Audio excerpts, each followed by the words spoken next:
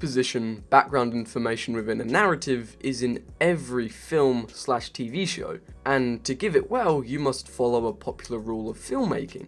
Show, don't tell. In order to have a naturalistic performance and script, it's kind of crucial to follow this rule so you can have great storytelling within your film or TV show, instead of dumping a line of expositional dialogue. For example, as opposed to, as I just said, dumping a line of expositional dialogue, you would give exposition through body language, facial expressions, and tone when reacting to something to indicate something. Two pieces of media that I love do this excellently. The first of which is Short Term 12, a criminally underrated 2013 indie film written and directed by Destin Daniel Cretton starring Brie Larson.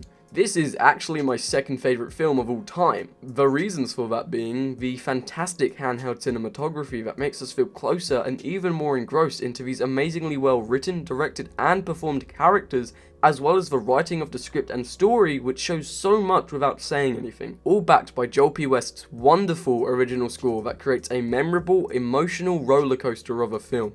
The second of which is The Umbrella Academy, a Netflix original series that was adapted by Jeremy Slater and Steve Blackman from the Dark Horse comic of the same name, which was actually written by Gerard Way of My Chemical Romance, starring Ellen Page, AidanRGallagher and Robert Sheehan. This is actually in my top 5 Netflix original series. The reasons for it being one of my favourite Netflix originals are satisfactory cinematography, really good character script and story writing, good set design, AidanRGallagher and Robert Sheehan's shockingly great performances, and an absolutely banging soundtrack. God, I hate using that word. So, why am I making this video? You most probably aren't asking, but I want to say why I am anyway, because this is my script and I'll leave it in because I edit my own videos. Well, I've been wanting to make an Umbrella Academy video since it came out, but have quite frankly just been lazy, and I've always wanted to make an in-depth analysis of Short Term 12 as it's my favourite actual film. But never have, because I feel like as I rewatch it constantly to write a script and edit a video around it, it will progressively decrease in quality because I've seen it so many times. Anyway, now that Captain Marvel, a disappointing superhero film starring Brie Larson, has come out, I thought Short Term 12 stars Brie Larson and The Umbrella Academy is a superhero TV show, therefore making this video relevant because it all links to Captain Marvel, a hot topic right now. And the best way to make a combined video of them is to showcase and explain their brilliant invisible exposition. More so Short Term 12 because I feel like it does it better as it's a film, but still. I want to know how many people clicked off right then. However, some people may click off now because I heavily advise that you don't watch this video if you haven't seen either of these pieces of media, because Short Term 12 is practically a masterpiece and The Umbrella Academy is full of twists and turns and is also really good. But I will give a short blurb of them that will hopefully convince you to go see them, and if you've seen both of them, then this is great context. And if you've only seen one of them, then I will provide timestamps for you to skip to the section you want to watch, as I will be comparing them at the end, in terms of showing exposition, not telling, and how they do it. Anyway, Short Term 12 follows Grace, a 20-something supervising staff member of a residential treatment facility, navigating the troubled waters of that world with her boyfriend and co-workers. More specifically, at a time where one of the kids is leaving due to becoming an adult and one is joining. Fun fact, this film is actually very heavily inspired by writer-director Destin Daniel Cretton's experience of working in one of these facilities and his life in general. In fact, Grace, Brie Larson, is essentially teenage him, just female. Another fun fact, Cretton actually made a short film in 2008 with the same name, which he eventually adapted into a full-length feature, which is obviously this film. In fact, that version's Grace is called Denim, which is Cretton's older brother's name. Also, this was Brie Larson's first leading role, and there was a lot of Oscar buzz for her in this film, and this film as a whole at the time, as it was being nominated and winning left and right. But the film and herself weren't even mentioned by the Oscars. Nevertheless, she went on to win Best Actress at the 2016 Oscars for her performance in Lenny Abramson's Room, which she definitely and totally deserves. And if you're wondering why it's called Short Term 12, it's because that's the name of the care facility. Another fun fact, while procrastinating from writing this script, I was looking through Reddit and found out Destin Daniel Cretton will be directing the MCU Shang-Chi film. Moving on, The Umbrella Academy is about 7 children who were all born on the same day, along with 36 other children, despite the mothers not being pregnant when the day began. These 7 children in particular were adopted by an eccentric billionaire who trained them to become superheroes to save the world. Once their dad dies, they all reunite. It's a super dysfunctional family. Like I said a minute ago, this video will be cut into sections. I will start with short term 12 by talking about the story and actors' ability to show and not tell exposition, and essentially talking about why that's great in chronological order. Then I will do the same for the Umbrella Academy, and this video will end with a comparison of these two stories and actors' ability to show and not tell. So, let's have a look at some amazing writing, directing, and acting, shall we?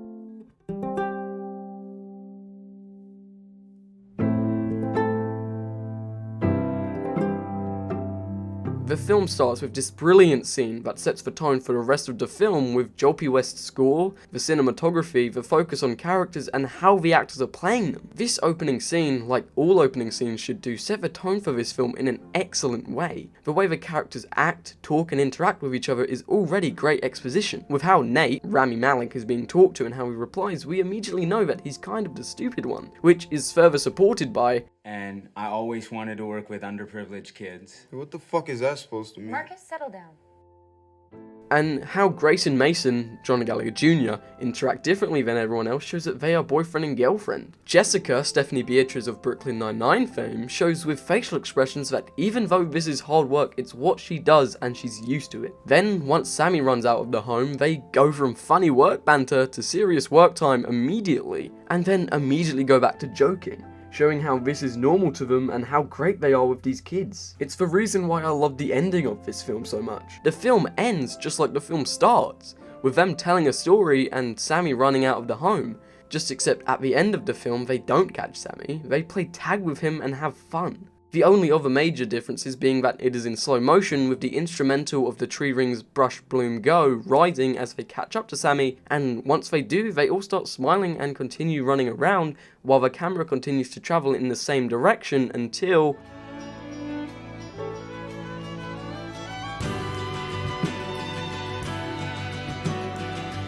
Man, I love this film. Anyway, my point is, this reoccurrence and how they smile while doing it and can smoothly go from joking to working to joking shows how this is easy for them as it happens all the time. And the fact that they're just amazing human beings. I just love how this film is like a loop, as in the struggles that Grace goes through in the film are almost like a standard to everyone, demonstrating how this is their job, they find it easy, and they're passionate about it and these kids.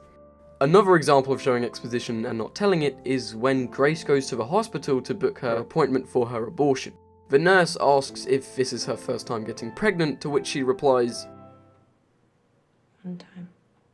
This is expositional dialogue because she's telling us that she had been pregnant before, but it's in context and fits the scene, so it's fine. But that's not what's important. It's what's in between the lines that is. Brie Larson's, Grace's, body language here is quite slumped. She's also tapping her foot and fiddling with her fingers, implying that she's in a bad mood and wants this to be over and done with, so she's trying to focus on something else. The fact that she's in a bad mood could be because she's just in a bad mood and doesn't want the baby, but the fact that she wants this done so quickly conveys that a bad memory is emerging that she doesn't want to remember, hence her quick pacing and fiddling. This is also supported by the way she says no, it's quick and quiet because she wishes that the first pregnancy never happened. Throughout the whole film we see Grace doing this with her hands. On the first viewing I thought it was purely a minute depth to her character, like ADHD or something, until this scene happens. It's her way of self-harming, and with all these horrible memories coming back to her, she wants to focus on something else, which is why she does this. As she says to Jaden, Caitlin Dever's character, later on in the film, in the scene after Jaden freaks out, she doesn't self-harm to feel pain, but instead does it so she can forget.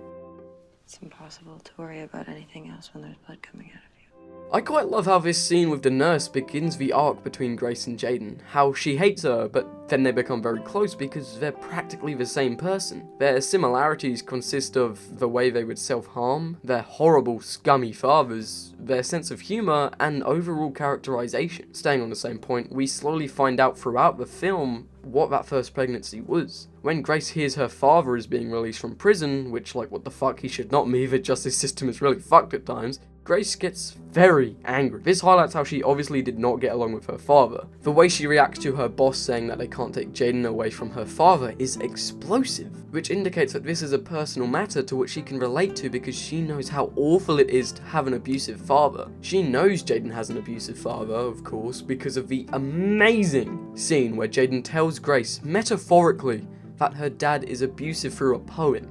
Unless you have Asperger's or something, you completely understand from Caitlin Dever's delivery, the drawings and the writing that the poem is a metaphor for her father promising safety but taking away her humanity. Grace also immediately realizes this, and something visibly clicks in her, because, well, it's never good to have an abusive father, but it's a situation that she can relate to and help her with because of her own experiences. She knows exactly how hard it is for her. The main plot of this film is Grace trying to help Ǧayden and the length she goes to do so, and this is one of the greatest scenes from that arc.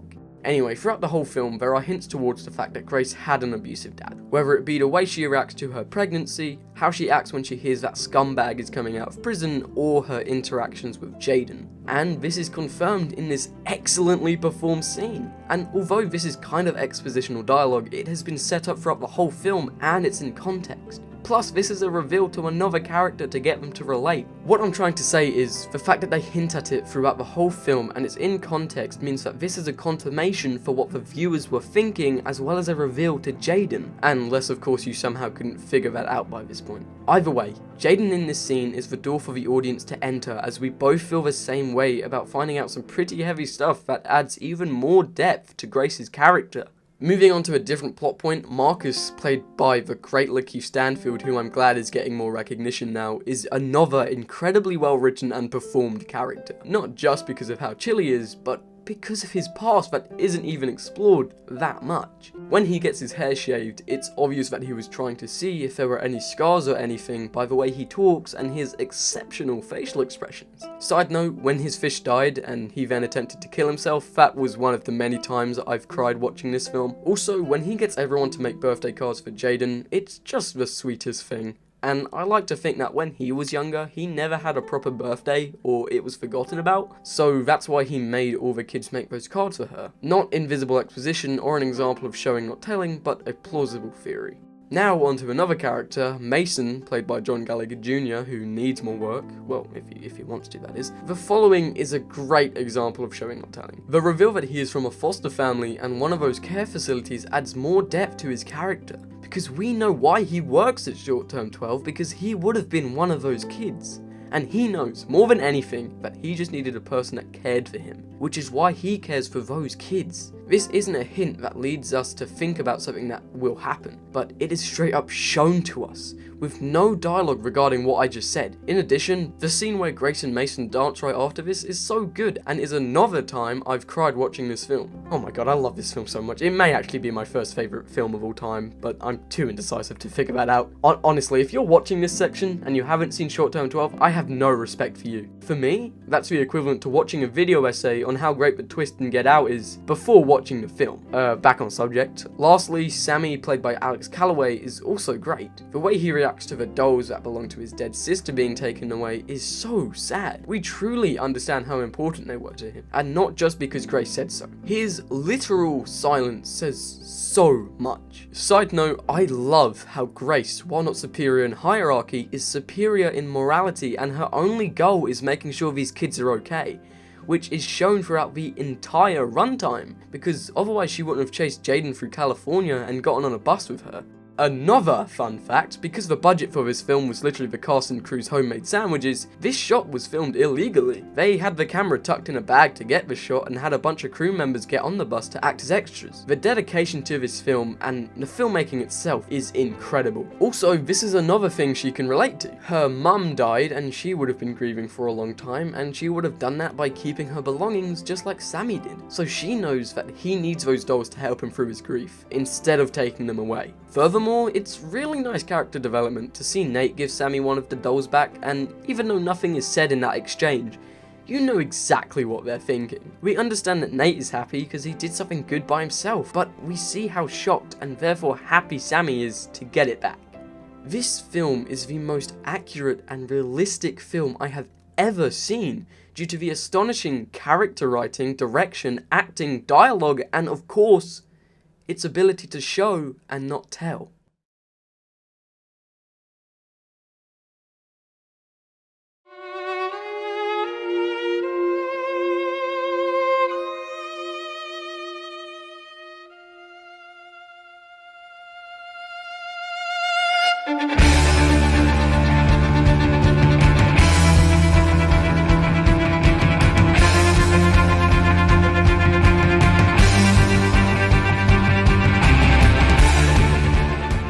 The Umbrella Academy begins with this. This has nothing to do with the whole point of the video, I just really like this Wes Anderson style shot, as the metal bar in the center frame shows how they're separated. Also, I love this Wes Anderson style shot because it shows that they're all by themselves and feel like they can't be silly with one another. They don't feel like a family. Starting for real now, the Umbrella Academy's first episode is a great pilot into the rest of the season and sets up the story, characters, and tone perfectly. It also doesn't have all the good ideas spilled into it, which is nice. The Umbrella Academy's specialty is that it gives people room to figure everything out for themselves before they happen, so showing and not telling. For a superhero TV show that explores multi-dimensional time travel, its world building is incredible. Not just because of good production design, but because of dialogue. The dialogue is realistic and hints to other things. Anyway, the first episode sets up the rest of the story perfectly because its characters are its focus. Therefore, body language and reactions, etc. are noticed and noted. The first thing that I noted down was how Allison and Luther first interact in the first episode. It is awkward. Not just, I haven't seen you in a long time awkward, but there's the implication that something happened between them previously that makes it awkward. We don't know this just from the way they interact, which to be honest is kind of hard to tell because not only does Tom Hopper give the worst and nearly monotonous performance in the show, Where's Vi? He left. Oh, for the love of... Where'd he go? but he has no chemistry with Emmy Raver-Lampman, which is confusing because from stories told in interviews and them together in interviews in general, they are clearly very good friends and are actually really sweet together, all of them are to be honest, so I don't know if that's just how they were directed or if it's because of Tom Hopper's weird American accent. But because of the way Klaus exits the room giggling, even saying, Save the lecture. I was already leaving. So, you guys can talk amongst yourselves. Drop it. implies that something happened between them. And straight away, I thought, hold on, did they do it? But I thought that was too absurd, but it keeps getting hinted at throughout the show, and yes, they had a romance together and have one by the end of season 1. And while I don't like it because it is essentially incest, the scene where they dance, although while watching it I only feel disgust, it is nice to have their perception of the world in that scene. Besides, Dancing in the Moonlight by Top Loader is a pretty great song. The second thing I noted down is actually from the exact same scene. When Luther asks how Patrick and Claire are, she says they're divorced and he has custody. Luther says, You could always do your, you know, rumor thing. Yeah, I don't do that anymore. What happened? Same thing that always happens. I made a wish and it came true and I couldn't take it back. Immediately we know that she used her powers on her daughter, or at least her husband, and by the end that is confirmed. We know this from how she reacts to Luther saying that. She becomes sad and quite collected, which is because that's her second shot at a real family and she blew it and she can't take it back. She clearly took it for granted, and I love how we see how much she truly forgets using her powers on her daughter. I really do love her character, as in the beginning I didn't really like her, but once I got to episode 5, I quite liked her, and I think that's because of her arc. Her arc is trying to fix the only family she has left, which shows that although her mind used to be corrupted and fueled by want, it no longer is, and it is fueled by her heart, as she doesn't want a family, she needs a family. In episode 2, when Leonard, or shall I say Harold, arrives at Vanya's violin lesson, something immediately clicks in us. And that's because he is too perfect for Vanya. He made it a point to get personal with Vanya and get in her head that they are literally the same, so manipulating her. Also, once we finally find out that Leonard is Harold, we can really see all the resentment and anger that has been built since he was a kid through his facial expressions. Not just because of a scene where they break into, well, one of them broke into.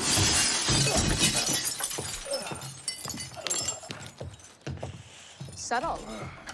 You know, the door was unlocked. Harold's house and find the charred and cut Umbrella Academy dolls, he was a crazy guy all along, but his performance is best when Vanya kills those drunk people and almost Allison, because not only has he completed one of his goals, manipulate Vanya so much to the point he's essentially her puppet master, but because he laughs out of astonishment and manipulates Vanya even more, which is truly maniacal. Since we just spoke about Leonard, let's talk about Vanya. Ellen Page's performance is really calm and collected, for most of it, and that really shows how she feels like she really is nothing special, which obviously turns out to be false because she is the most special. In terms of powers, that is. For my 5th example, I will focus on number 5. Number 5 is my favourite character. Not just because of his characterization or how he's the coolest out of all of them, but because of AidanRGallagher's shockingly superb performance. He is insanely good for, at the time, a 14-year-old. Hell, just in general. Through the way he delivers dialogue and the way he emotes through facial expressions, you can undoubtedly buy he is 58 years old. Not how he looks, which in the show is 13. Also, his body language really shows that he's just a really cool badass. For my 6th example, I will use my second favourite character, who is number 4, Klaus. Robert Sheehan's performance is incredible. He does not miss a single comedic or emotional beat. He does a magnificent job showing that Klaus went through some serious shit the moment he gets back from Nam on the bus. I'd like to add that is some seriously well done character development, and it's even sadder when he isn't accepted by the rest of the veterans, because he can't talk about it. He can't share this with anyone who knows what it's like. Also, this is more to do with writing and overall directing, but he also shows why Klaus does drugs really well. He isn't a junkie because, why not? What the fuck? He isn't a junkie because why not? He's a junkie so he isn't constantly disturbed and haunted by all these ghosts. Specifically that memory of him as a child being thrown in that dark room by himself, only with the souls of dead people. However, once he becomes sober, he gets a new high. The high of figuring out that his powers consist of and are stronger than he ever thought. Another thing I'd like to add, his delivery isn't the only good thing about his performance. His gestures and overall physicality are incredible, and you can really tell that he is nothing like the others from that. And his facial expressions are also really good. Moving on, David Castaneda does a spectacular job showing how much Diego loved Detective Patch, whether it's before, during, or after her death. His character definitely isn't the best, but it's still certainly well written, directed, and acted. Side note, I personally think Eudora was killed off way too early, and I would have liked to see their relationship a bit more, but I suppose we've already seen how much they loved each other in this scene. Girlfriend Patch. What'd you like about her? She believed in people. She always saw the good inside. I'm sure she'll be proud to know that you're killing Hazel and Cha-Cha as a way to honor her memory.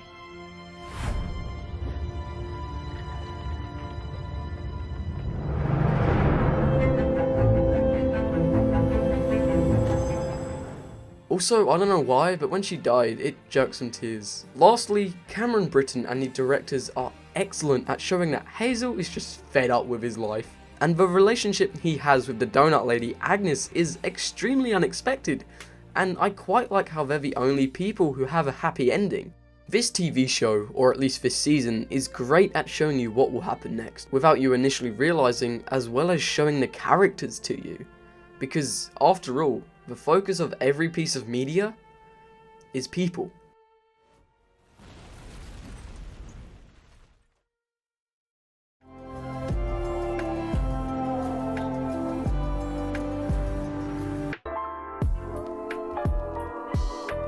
The Umbrella Academy feels more predictable as it's more on the nose with its invisible exposition because it's a TV show and you have more time to go in depth and explain them, but Short Term 12 does spill it all in dialogue by the end of the film for all the dum-dums who couldn't figure it out themselves. However, that line of dialogue is in context of the scene, feels natural, and is amazingly performed by Brie Larson and Caitlin Dever. And it's followed up by Caitlin Dever and Brie Larson just going ham on a car, so that's fun. That car was literally the whole film's budget.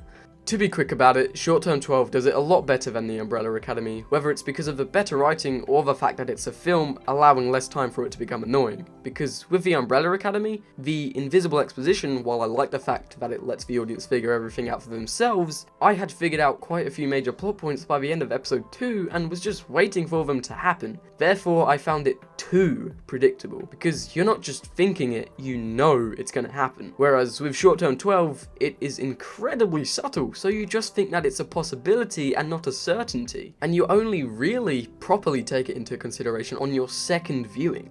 For example, when Grace flips her shit when Jack, her boss, says that she can't take Jayden away from her father, it is so explosive that she surely takes it personally. Therefore, along with all the other hints, we think that her father may have been an abuser, while with the Umbrella Academy, in the scene where Leonard stumbles into his violin lesson with Vanya and he is too perfect of a match, as well as Allison's warnings, we know that he is a bad guy. Also, this may have just been me, hence why I didn't put it in the actual section, but the way they emphasised the use of Vanya's pills in episodes 1 and 2 made me think that maybe those suppress her powers, because surely no one actually ever thought she had no powers. Everyone knew she'd become the new, overpowered microtransaction character by the end. So although the emphasis on the use of her medication was subtle, I still saw it coming from a mile away. Therefore, my delineation is, while the Umbrella Academy isn't even remotely bad in its invisible exposition / ability to show, not tell, and in general, it becomes a drag in the last 2 episodes because you know everything that's going to happen from now on and are just waiting for it to happen.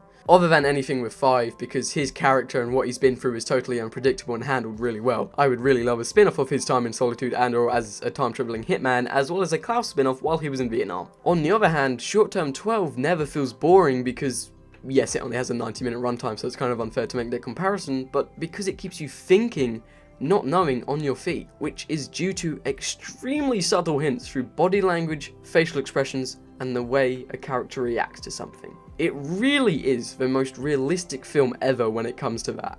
That being human interaction. Man, it's quite inequitable and accordingly hard to compare a 90-minute film to a 600-minute season of a TV show. But I did it. Whether I did it well, or whether you didn't even watch that section, what's important is that I'm passionate about these 2 pieces of media, just like Grace is with those kids and Allison is with her family. And that's all that matters.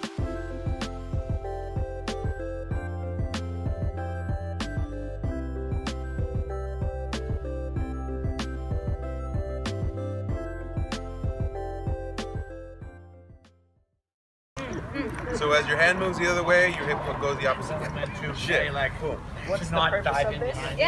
Stay a little on the side. Yeah. Okay. Come on, Aiden, get in there. Is this to intimidate the enemy? It's the dance. And one of those was to act as